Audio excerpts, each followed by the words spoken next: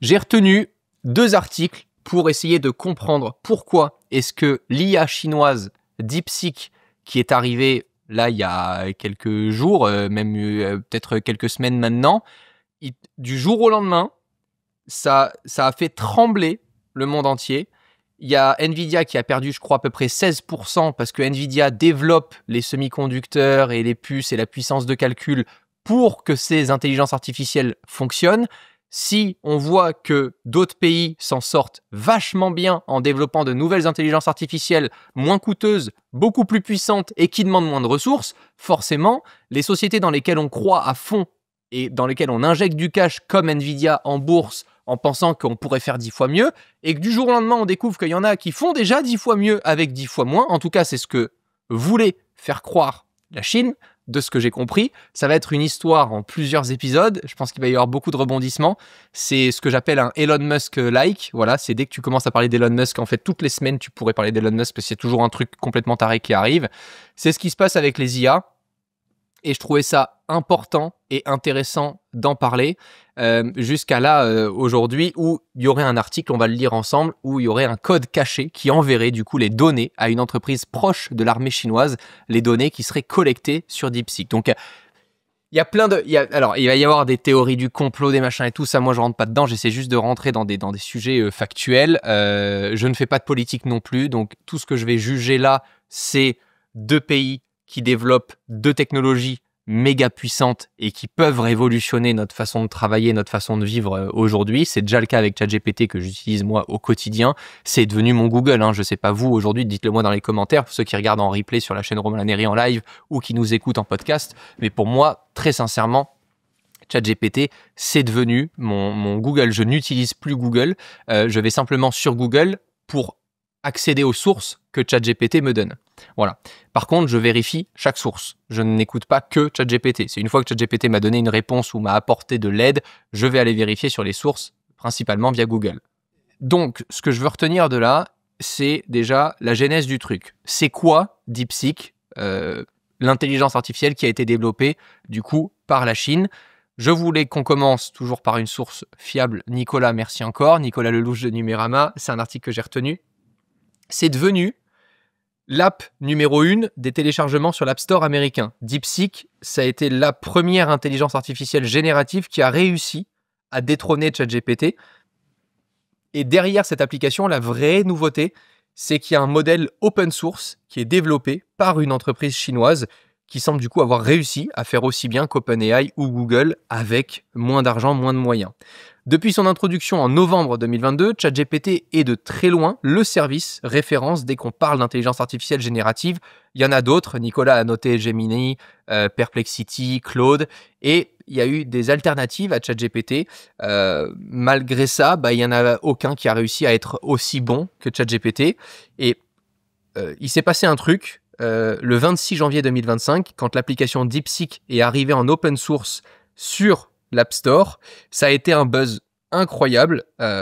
Et ce que je veux déjà voir avec vous, c'est quelle est la vraie différence entre DeepSeek et ChatGPT, au-delà du fait que soit t'es pour la Chine, soit t'es pour les US, d'un point de vue données personnelles, on repassera peut-être, je pense, pour la Chine. Les US sont pas mal non plus, hein. DeepSeek, c'est une entreprise qui a été fondée en 2023 et en Chine, qui leur permet de vraiment rivaliser avec, du coup, les grosses entreprises américaines.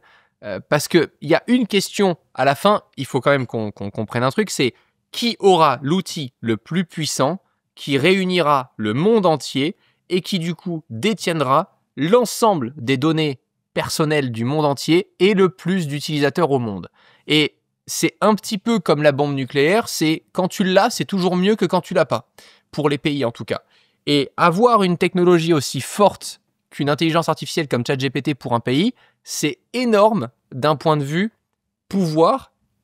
Il y a plein de questions qui vont être soulevées évidemment. Est-ce que demain, les algorithmes vont peut-être être dirigés vers certaines réponses, vont diriger certaines réponses? Est-ce que, et on en a parlé dans un podcast sur Speakeasy, qui est le podcast qu'on anime avec Paul Barbosa et Hardisk, toutes les semaines, on parle de nouvelles technologies, de business aussi, et on parlait, on en a fait un vrai sujet là-dessus avec Henri et Paul. C'était aussi de se dire, est-ce qu'il n'est pas souhaitable pour le monde entier que l'intelligence artificielle de demain, qui soit la meilleure du monde, soit dans un mode communautaire, exactement comme Wikipédia, et que personne en fait ne détienne réellement les clés du bateau, quoi. Et c'est parce que moi, ce qui me fait juste flipper d'un point de vue utilisateur, si j'enlève toutes les régulations en fonction des pays, de l'Europe aussi, avec le DMA, le DSA dont on a parlé avec Nicolas Lelouch aussi sur Romain Lannéry en live et tout ça. Au-delà de tout ça, c'est de me dire, bah attends, quand t'as un mec comme Elon Musk qui rachète Twitter et qui, pendant les élections présidentielles, va clairement, et ça a été prouvé, va clairement dire à ses équipes, mes tweets, ça doit être les tweets qui sont les plus mis en avant par l'algorithme, qu'est-ce qui ne nous dit pas que demain, ChatGPT pourrait être manipulé complètement par un parti politique américain ou que DeepSeek pourrait être complètement manipulé par la Chine pour que les utilisateurs soient influencés par les services qu'ils utilisent. C'est ça, à la fin, c'est ça la vraie et l'unique question. Donc, c'est ça que la Chine a cherché à avoir, et c'est ce qu'ils ont eu avec les derniers modèles qui s'appellent R1 et V3, du coup, qui sont des modèles à l'intérieur de DeepSeek, qui sont des modèles d'intelligence artificielle, et qui impressionnent pour deux raisons, leur efficacité et le coût d'utilisation qui, a priori, est très très bas. Il y a aussi une vidéo à aller voir, du coup, sur Numérama, qui a été faite par Nicolas et les équipes. Donc, aujourd'hui, la réponse de DeepSeek, quand on lui demande de se présenter, c'est: DeepSeek est une entreprise spécialisée dans le développement de solutions avancées en intelligence artificielle visant à repousser les limites de la technologie pour répondre aux besoins complexes des entreprises et des particuliers. Fondée sur une expertise pointue en apprentissage profond, ce qu'on appelle le deep learning, et en traitement des données, DeepSeek conçoit des systèmes capables d'analyser, de prédire et d'interagir de manière autonome. Ces applications couvrent des domaines variés, allant de la reconnaissance vocale et visuelle à l'automatisation des processus métiers, en passant par la personnalisation des expériences utilisateurs. Quelque chose qui était intéressant et qui, moi, m'a déjà que je trouvais vraiment intéressant avec DeepSeek, donc qui est juste ici, comme ça je vous le présente aussi. Voilà, ça c'est très intéressant. Donc quand on clique sur DeepThink, le mode R1, on peut voir comment est-ce que l'intelligence artificielle interprète ce qu'on vient de lui dire et qu'est-ce qu'elle est en train d'analyser pour nous répondre le mieux possible. Donc par exemple, si je lui dis quelles sont les meilleures chaînes YouTube françaises à suivre pour connaître les nouvelles technologies et PDG de ces entreprises. Évidemment, on l'entraîne un peu, hein, s'il peut référencer nos contenus, on va pas se gêner. Et là, ce qui est intéressant, c'est qu'on voit en fait en temps réel, ok, l'utilisateur, il est en train de me demander de lui trouver les meilleures chaînes YouTube à suivre pour entendre parler des technologies et des CEO. Il va d'abord falloir que je regarde les différentes précédentes interactions avec lui pour savoir dans quel pays... Ah putain non, là il est en train d'analyser notre précédente conversation avec le temps qu'il faisait en fonction des pays. Donc là il était complètement perdu. Après il a besoin de vérifier. Et en fait il t'explique tout ce qu'il est en train de faire en ce moment en live. Ça, quand DeepSeek est sorti, au départ c'était pas possible de l'avoir sur ChatGPT. Aujourd'hui maintenant il y a, ça y est, il y a de nouveau un mode sur ChatGPT aujourd'hui qui vient de sortir, je crois, qui était aujourd'hui ou hier, qui va contrer ça sur ChatGPT pour le voir, mais ça c'est assez intéressant parce que ça va pouvoir nous permettre de comprendre comment est-ce que la machine fonctionne et interagit avec ce que nous on va lui demander. Pour l'instant, je n'ai pas l'impression d'être cité où que ce soit. Il y a plusieurs chaînes YouTube qui m'ont été proposées là. Aujourd'hui, pour des tâches quotidiennes, ChatGPT est puissant pour le code développement, j'utilise Claude AI meilleur. Ok, c'est génial ça pour le coup. On a Mistral quand même, on passera sous silence Lucie. Oui. Voilà, on passera sous silence Lucie. Ce qui était en même temps, il n'y a pas eu les mêmes ambitions qu'un ChatGPT ou que. Ce qui est intéressant, c'est qu'il nous en cite vraiment volontairement plusieurs de chaînes sans que je lui ai demandé de m'en citer 10. Il m'en a cité directement 10, par exemple là sur DeepSeek. Parfois, c'est pas le cas. Je crois sur ChatGPT, il m'en cite un peu moins. Honnêtement, de mon point de vue, d'un point de vue user, c'est la même chose. vraiment, d'un point de vue utilisateur. Ce qui va vraiment différencier DeepSeek de ChatGPT, c'est le fait que DeepSeek soit open source. Open source, ça veut dire quoi? Ça veut dire que si vous voulez comprendre en tant qu'entreprise comment fonctionne cette intelligence artificielle ou que vous voulez bénéficier de la prouesse technique de cette intelligence artificielle pour votre entreprise, vous pouvez très bien télécharger le code qui fait fonctionner DeepSeek, l'installer sur vos propres serveurs et le faire tourner pour votre propre entreprise. Et tout ça en ayant une machine, un code qui, d'après, on va le voir, d'après les dernières statistiques, est beaucoup moins cher et beaucoup moins gourmand en énergie que d'autres technologies qui seraient disponibles, comme ChatGPT aujourd'hui. Aussi, le fait que ça soit open source, ça veut dire que si vous souhaitez prendre la technologie de DeepSeek, la mettre dans votre ordinateur ou de la faire tourner en local, ce qu'on appelle sans qu'elle soit connectée à Internet, alors toutes les histoires de données personnelles, recueillement des données et tout ça, traitement des données par la Chine et tout ça n'existe plus puisque votre code qui fait tourner l'intelligence artificielle est en local et n'est plus connecté directement au serveur et ne tourne plus sur les serveurs chinois de DeepSeek. Donc, c'est ça qui vraiment différencie, pour bien comprendre d'un point de vue très grand public, les deux technologies. Donc, dans sa courte introduction et l'exploit du coup réalisé par ces ingénieurs qui ont conçu des modèles parmi les plus sophistiqués au monde avec très peu d'argent, DeepSeek n'a été financé qu'avec 5,6 millions de dollars contre 100 millions de dollars pour un modèle comme GPT-4. Les tarifs d'utilisation de son API sont aussi 30 fois inférieurs à ceux d'OpenAI. Donc l'API, c'est lorsqu'on souhaite passer par les serveurs de ChatGPT, par exemple, et qu'on souhaite utiliser ChatGPT via d'autres outils. Je vous donne un exemple perso. J'utilise pour mes emails une application qui s'appelle Missive. Ça me permet de connecter plusieurs emails, de mettre des rappels, de copier-coller un lien vers un email et ça me la réouvre directement dans mon app. Enfin, c'est trop pratique.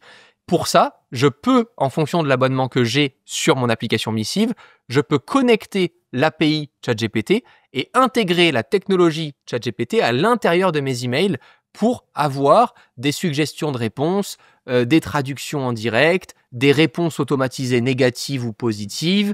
Tout ça, je peux le faire via l'API.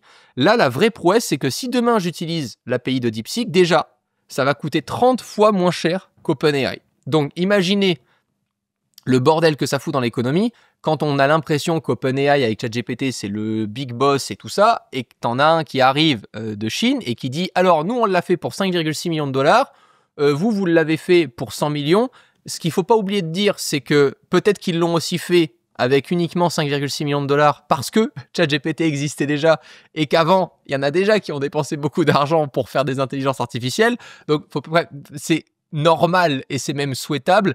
C'est normal que la société SpaceX envoie des fusées et les fasse réatterrir à moindre frais comparé à ce qui se faisait à l'époque. Parce que j'espère bien que quand tu étudies ce que font les copains depuis déjà des années, bah, tu essaies de faire mieux.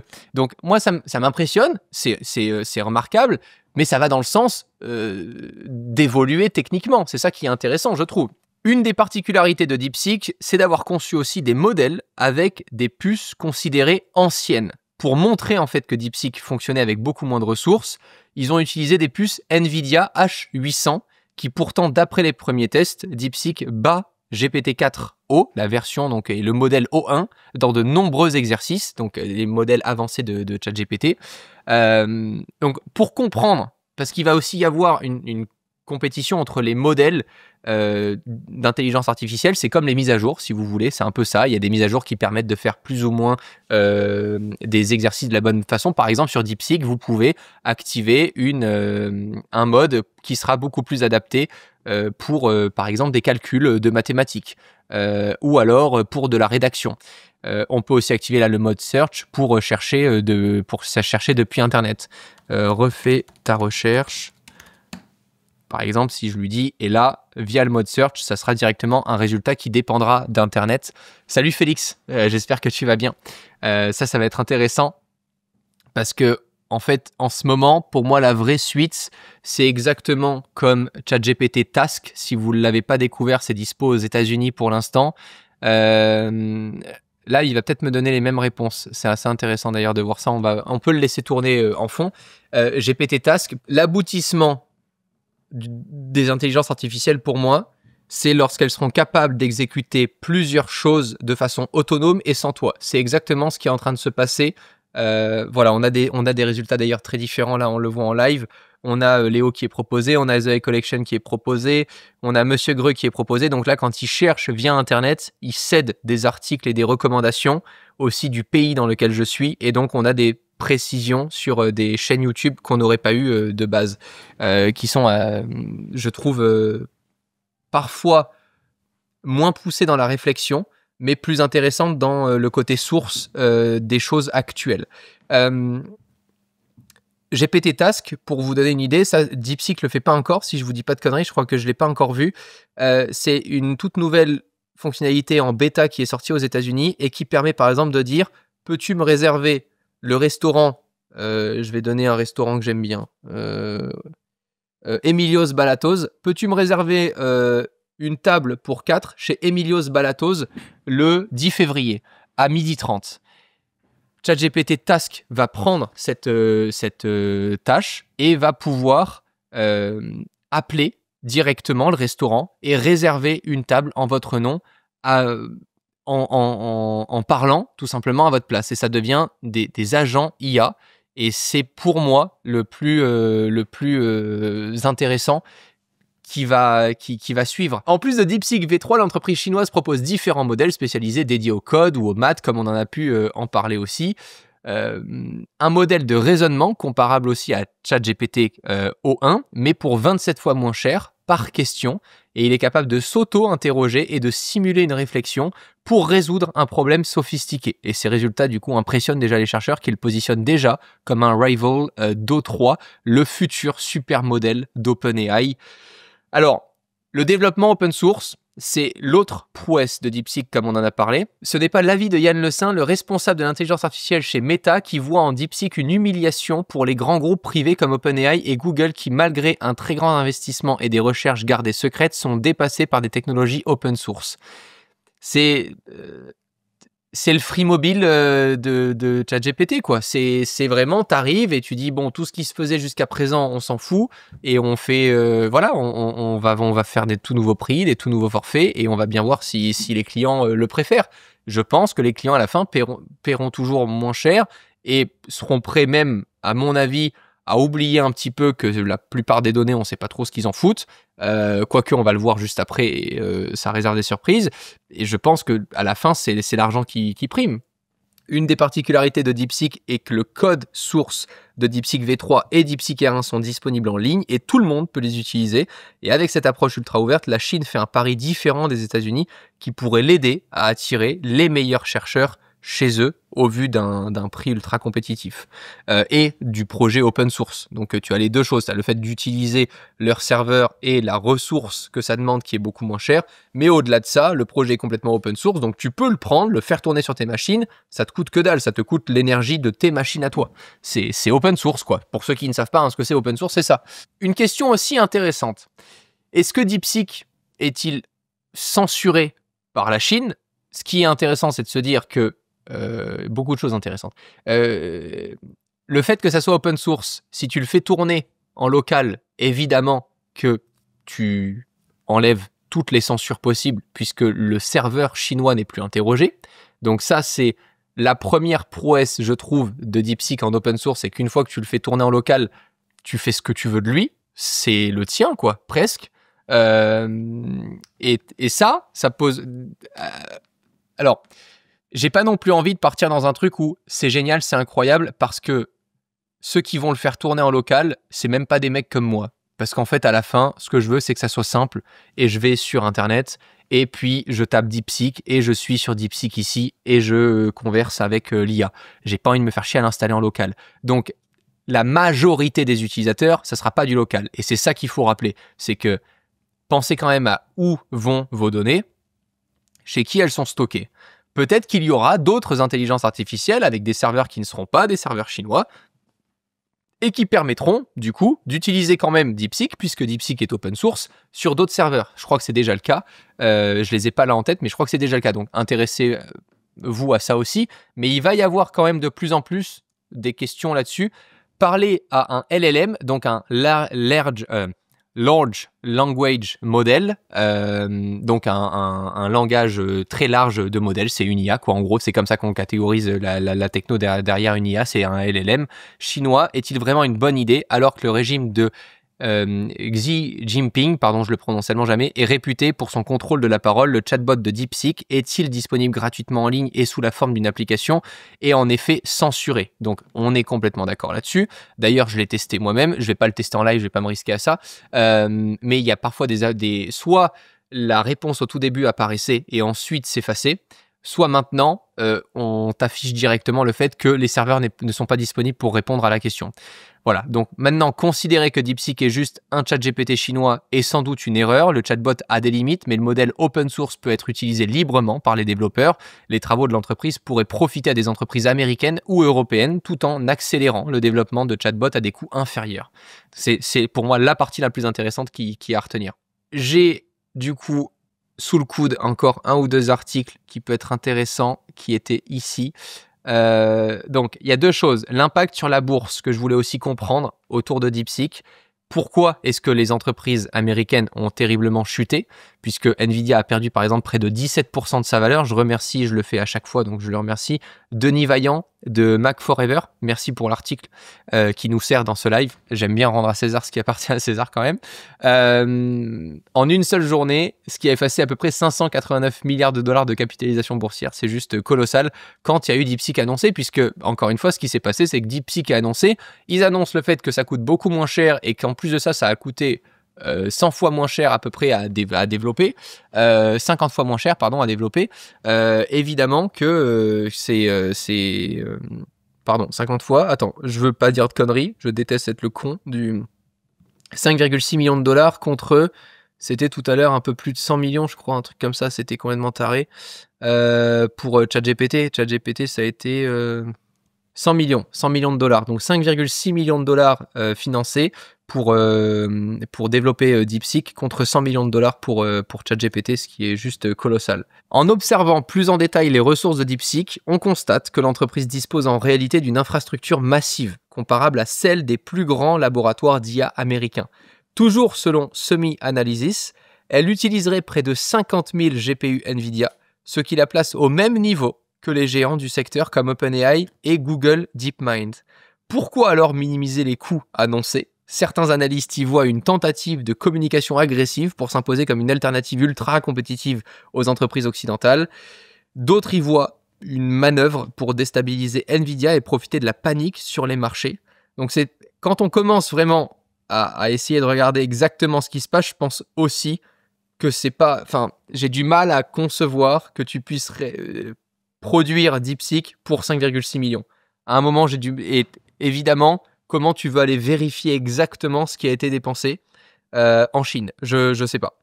Mais peut-être que je suis le con de la bande et qu'il faut me l'expliquer. Hein, donc, encore une fois, allez-y dans les commentaires. Cette affaire nous rappelle une règle d'or en matière d'investissement technologique. Méfiez-vous des annonces trop belles pour être vraies, il est primordial de croiser les sources et d'examiner les chiffres avec rigueur. L'impact immédiat sur Nvidia montre à quel point les marchés peuvent être sensibles aux déclarations spectaculaires, mais également à quel point ils peuvent être manipulés. Pour les investisseurs, cette situation souligne l'importance de ne pas laisser emporter l'euphorie et de s'appuyer sur des analyses de fond, comme celles publiées par SemiAnalysis. C'est quand même dingue de se dire que... Encore une fois, hein, c'est aujourd'hui en un tweet, tu transformes... Donc en réalité, attends, c'est dingue. Donc derrière l'effet d'annonce, une analyse approfondie vient contredire ces affirmations. Donc la fameuse analyse de SemiAnalysis, qui a publié une étude détaillée le 31 janvier 2025 intitulée DeepSeek Debates, Chinese Leadership on Cost, Through Training Cost, Closed Model Merging Impact. D'après cette source, le coût réel de développement du modèle de DeepSeek serait bien supérieur aux chiffres avancés. En réalité, l'entreprise aurait investi 1,6 milliard de dollars en infrastructure serveur, avec des coûts opérationnels estimés à 944 millions de dollars. On est bien loin du budget annoncé. Voilà. Donc en réalité, DeepSeek pourrait coûter 10 fois plus que ChatGPT. Mais ça, voilà, c'est... Faudrait que je l'ai pas lu. Elle est ici. L'étude est juste ici. Faudrait que j'aille la lire de fond en comble et que j'aille voir un peu les sources et sur quoi ils se sont appuyés. Mais ça paraît complètement beaucoup plus réaliste en fait. Enfin, pour moi, ça me choque tellement moins. Voilà, ils vont fort dans les analyses. Là, je vais pas vous la faire en live parce que je pense que tout le monde se barre, mais ils y vont très fort. Et ils comparent exactement chaque coup pour chaque modèle d'IA et tout ça entraîné. Méga intéressant. Et la dernière actualité, un code caché qui envoie les données à une entreprise proche de l'armée chinoise selon des chercheurs. Donc en cybersécurité, ils auraient découvert un code informatique caché dans la version web de DeepSeek qui relie vers des systèmes informatiques de China Mobile, l'opérateur de téléphonie chinois, et qui en plus de ça est proche de l'armée chinoise. Je remercie Kesso Diallo qui a publié sur BFM TV cet article-là aujourd'hui. Alors, en plus de collecter de nombreuses données sur ses utilisateurs, DeepSeek peut aussi les envoyer au gouvernement chinois grâce à un code caché. Des chercheurs en cybersécurité ont en effet découvert un code en informatique dans la version web de l'IA chinoise, donc on est bien d'accord pour le grand public qui va directement sur le site DeepSeek, rapporte le site ABC News et The Independent. Semblant faire partie du processus de création de comptes et de connexion de l'utilisateur pour DeepSeek, il relie l'IA à China Mobile, l'un des principaux fournisseurs chinois de téléphonie mobile qui appartient principalement au gouvernement chinois. D'après les États-Unis, cet opérateur a aussi des liens avec l'armée chinoise, raison pour laquelle il fait l'objet de sanctions américaines. Il est ahurissant de constater que nous permettons à la Chine de sonder les Américains sans le savoir et que nous ne faisons rien pour y remédier, a déclaré Ivan Tsarini, le PDG de Firut, je crois que ça se prononce ainsi, entreprise de cybersécurité canadienne qui a découvert ce code-là. Un transfert qui inquiète. Alors d'après la société, le code collecte des informations détaillées sur l'appareil à partir duquel un utilisateur se connecte. L'agence a transmis ses conclusions à d'autres experts en informatique qui ont confié la présence de ce dernier. Il est clair que China Mobile est impliqué d'une manière ou d'une autre dans l'inscription à DeepSeek. S'il n'a pas constaté de transfert de données lors de ses tests, il estime que ce code a probablement été activé pour certains utilisateurs ou avec certaines méthodes de connexion. Autrement dit, les experts ne peuvent pas exclure que les données de certains utilisateurs aient été transférées vers China Mobile. Les implications de ce phénomène sont beaucoup plus importantes car des informations personnelles et exclusives pourraient être exposées. C'est comme TikTok, mais à une échelle beaucoup plus grande et avec plus de précision. Il ne s'agit pas seulement de partager des vidéos de divertissement, il s'agit de partager des requêtes et des informations qui pourraient inclure des informations commerciales hautement personnelles et sensibles.